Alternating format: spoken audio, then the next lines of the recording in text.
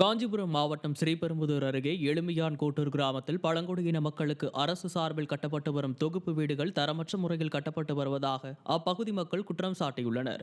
கட்டப்பட்டு வரும் குடியிருப்புகளில் ஜல்லி மற்றும் சிமெண்ட் கலவைகள் சரியான விகிதத்தில் கலக்கப்படாமல் கம்பிகள் வெளியே தெரியும் வகையில் கட்டப்பட்டுள்ளதாகவும் ஹாலோ பிளாக் கற்கள் மூலம் அமைக்கப்பட்டுள்ள சுவர்கள் பெயர்ந்து வரும் நிலையிலும் இருப்பதாக மக்கள் குற்றம் சாட்டியுள்ளனர். எனவே இதுகுறித்து மாவட்ட ஆட்சியர் உரிய நடவடிக்கை எடுக்க வேண்டும் எனவும் மக்கள் வலியுறுத்தியுள்ளனர். திறனற்ற திமுக ஆட்சியில் தரமற்ற முறையில் கட்டப்படும் வீடுகளால் மக்களின் உயிருக்கே பாதுகாப்பில்லாத அவலநிலை உள்ளதாக பொதுமக்கள் குற்றம் சாட்டியுள்ளனர். திருச்சி மாவட்டம் துறையூர் அரசு நேரடி நெல் கொள்முதல் நிலையத்தில் நெல்லை கொள்முதல் செய்யாமல் அதிகாரிகள் அலைக்கழிப்பதாக விவசாயிகள் குற்றம் சாட்டியுள்ளனர்.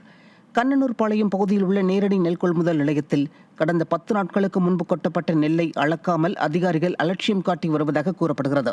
மேலும் பில் கிளர்க் மற்றும் நெல் கொள்முதல் அலுவலர் யாரும் வராததால் விவசாயிகளே தாங்கள் அறுவடை செய்த நெல்லை சாக்கில் பிடிக்கும் நிலைக்கு தள்ளப்பட்டுள்ளனர். மூட்டை ஒன்றுக்கு கொள்முதல் விலையாக 40 ரூபாய் வாங்குவதாக வேதனை தெரிவித்துள்ள விவசாயிகள் விடியா திமுக அரசு நெல்லை முறையாக கொள்முதல் செய்ய நடவடிக்கை எடுக்க வேண்டும் என வலியுறுத்தியுள்ளனர். எனக்கு கொடுத்தது 36 நம்பர் டோக்கன் சார். இப்போ போட்டிருக்கிறது 40வது டோக்கனாக போட்டிருக்கிறாங்க. எனக்கு நெல் அழுல